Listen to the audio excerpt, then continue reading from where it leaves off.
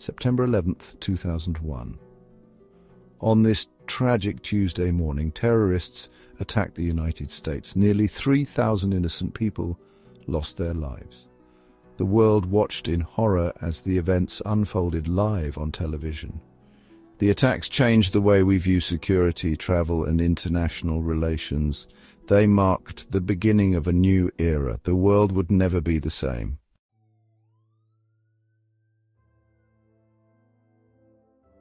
The attacks of September 11th, 2001 were a watershed moment in history. They ushered in a new era of global politics and warfare. The attacks led to the creation of the Department of Homeland Security and the passage of the Patriot Act. They also led to the wars in Afghanistan and Iraq. The world was forever changed. Countries around the world came together to condemn the attacks and offer their support to the United States.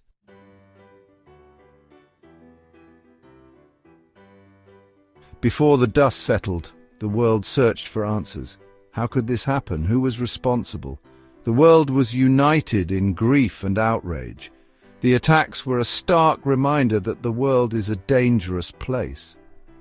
To understand the significance of 9/11, we need to look back at the world before the attacks. The world was in a period of relative peace and prosperity. Terrorism was not seen as the major threat that it is today. The 1990s saw a rise in Islamic terrorism, largely due to the Soviet-Afghan War. The world was now on notice.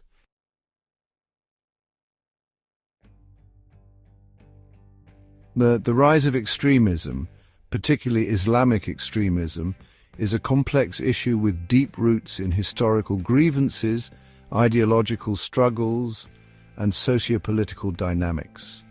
One significant factor was the Soviet-Afghan War, which lasted from 1979 to 1989.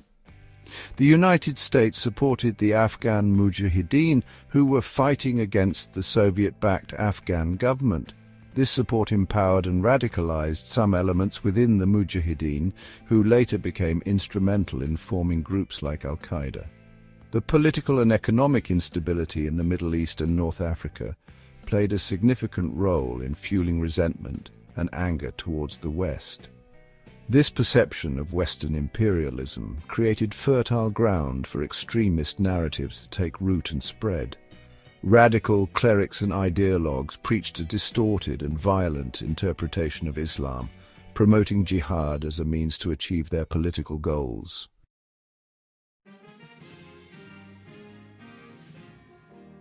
A brewing storm, the path to 9/11s. The path to 9/11s was marked by a series of escalating terrorist attacks, each serving as a grim foreshadowing of the horrors to come. These attacks, often targeting American interests, were orchestrated by Al-Qaeda, founded by Osama bin Laden. One of the early wake-up calls came in 1993 when a truck bomb exploded in the underground parking garage of the World Trade Center in New York City. In 1998, Al-Qaeda struck again, targeting U.S. embassies in Nairobi, Kenya, and Dar es Salaam, Tanzania. Despite retaliatory strikes, Al-Qaeda continued to operate and plan further attacks. The world was on the brink of a cataclysmic event, unaware of the magnitude of the tragedy that awaited.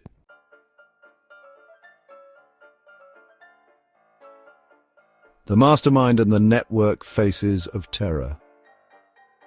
At the heart of the 9/11 attacks was Osama bin Laden, the mastermind who orchestrated this horrific act of terrorism. Bin Laden, born into a wealthy Saudi family, had become radicalized during the Soviet-Afghan War. Driven by this ideology, bin Laden founded Al-Qaeda, a global network of Islamic extremists united by their hatred for the West. Al-Qaeda operated as a decentralized organization, with cells and affiliates scattered across the globe. Bin Laden's charisma and anti-Western rhetoric resonated with disaffected Muslims worldwide. Among those who trained in Al-Qaeda's camps were the 19 hijackers who carried out the 9/11 attacks.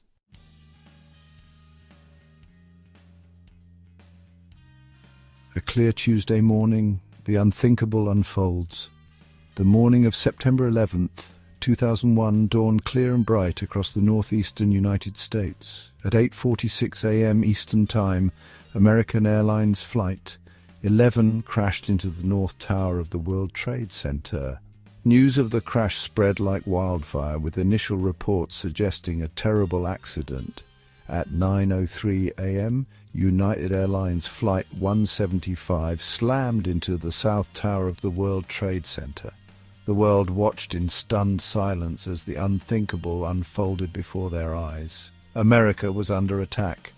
The impact, which occurred between the 77th and 85th floors, set off a massive inferno that engulfed the upper floors of the building.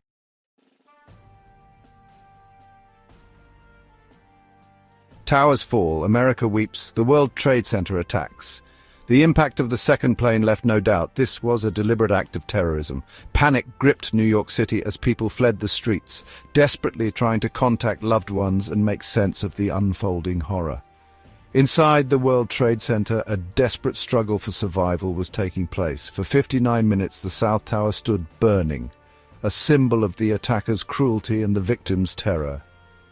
Then, at 9:59 a.m., it collapsed in a monstrous cloud of dust and debris, sending shockwaves across lower Manhattan. Just 29 minutes later, at 10:28 a.m., the North Tower also collapsed.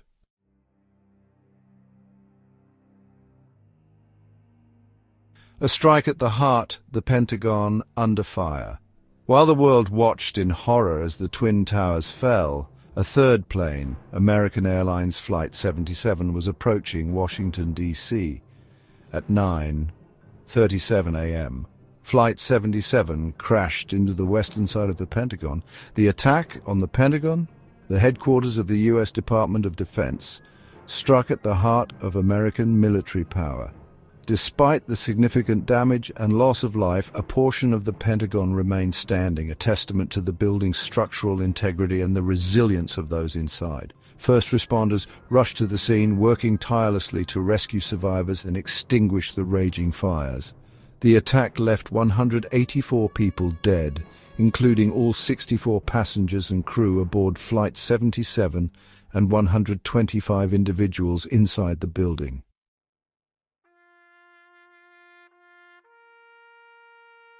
A fight for freedom.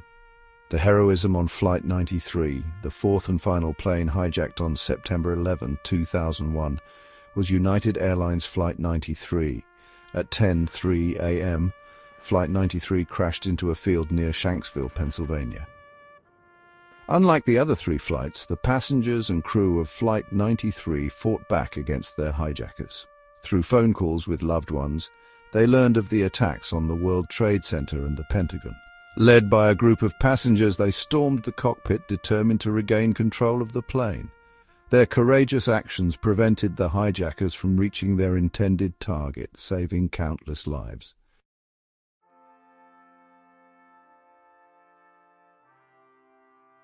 The immediate aftermath of the 9/11 attacks was a blur of shock, disbelief, and overwhelming grief. The world grappled with the enormity of the tragedy. For many, it felt as if time itself had stopped. The images were seared into the collective memory of a generation. People gathered, seeking solace and trying to comprehend the violence. The attacks struck at the heart of America. The sense of vulnerability was palpable.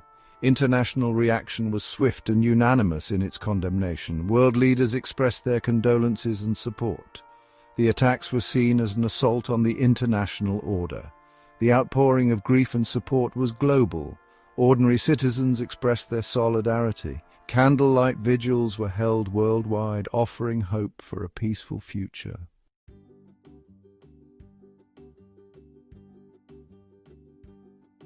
In the wake of the 9/11 attacks, a profound sense of unity and patriotism swept across the United States. Americans, regardless of their backgrounds, came together in grief, anger, and determination. The attacks ignited a spirit of resilience and a resolve to emerge stronger. "United we stand" became a national mantra, reflecting collective determination. The international community rallied around the United States, offering support. The global response highlighted shared values and the importance of cooperation.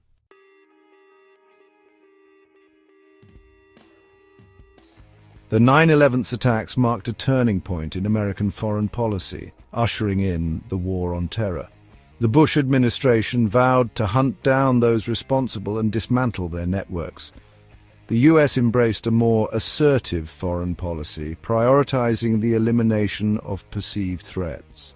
On October 7, 2001, the US launched Operation Enduring Freedom to oust the Taliban. The Taliban's support for al-Qaeda proved to be their undoing. The initial phase of the war in Afghanistan was swift and decisive. US airstrikes targeted Taliban military installations and training camps. Within weeks, the Taliban regime had crumbled. The focus then shifted to Iraq, with accusations against Saddam Hussein's regime. Despite opposition, the US invaded Iraq in March 2003, starting a long conflict.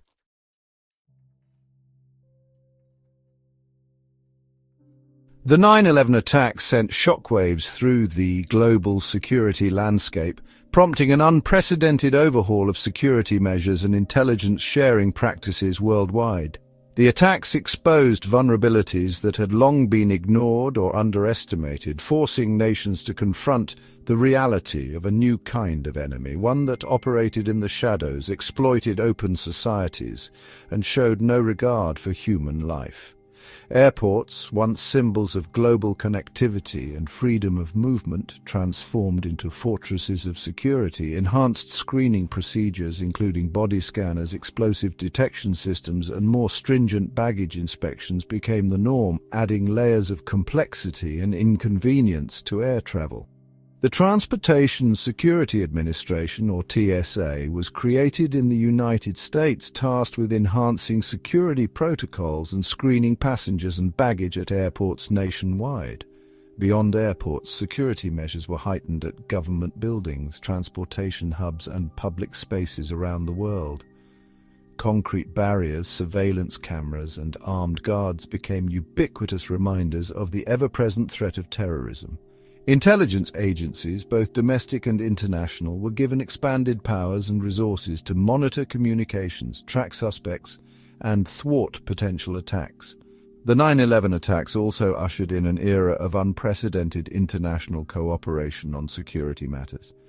Nations, recognizing that the threat of terrorism transcended borders, shared intelligence, coordinated law enforcement efforts, and collaborated on counter-terrorism initiatives. The United States, leveraging its global influence, forged new alliances and strengthened existing ones, building a network of partners committed to combating terrorism in all its forms.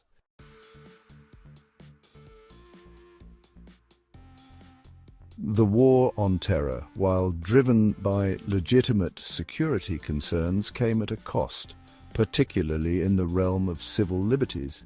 In the name of preventing future attacks, governments around the world, particularly in the United States, enacted sweeping legislation and implemented surveillance programs that eroded privacy rights and curtailed freedoms long considered sacrosanct.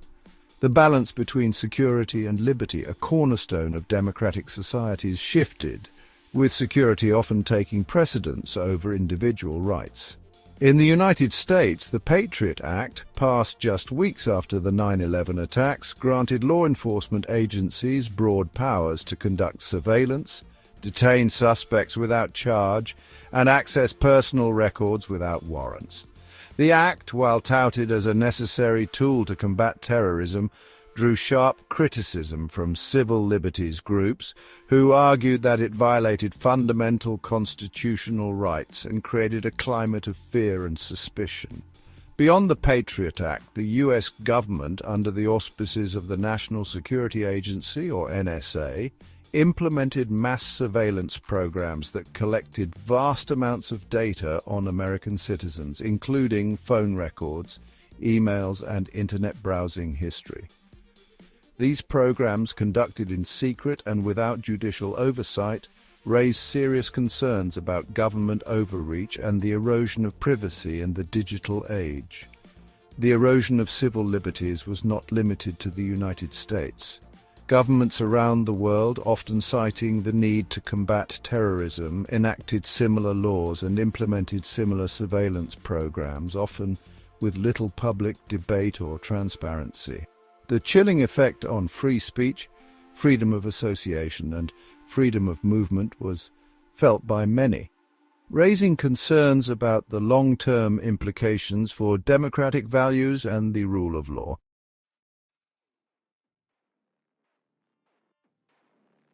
The war on terror, launched with noble intentions, had far-reaching consequences, exacting a heavy human cost. The wars in Afghanistan and Iraq destabilized regions, created power vacuums, and allowed extremist groups to flourish. The invasion of Iraq, based on flawed intelligence, had disastrous consequences. The war led to hundreds of thousands of deaths, displaced millions, and fueled sectarian violence. Extremist groups like Al-Qaeda in Iraq and ISIS gained a foothold, further destabilizing the region. The war on terror also profoundly impacted Muslim communities worldwide. Profiling of Muslims led to discrimination, harassment, and hate crimes. The narrative exacerbated tensions, fueling Islamophobia and creating a climate of fear. The human cost extended beyond battlefields to victims of terrorism. Soldiers returning from combat often suffered from PTSD and other invisible wounds. The financial cost, in the trillions, diverted resources from essential services, exacerbating inequalities.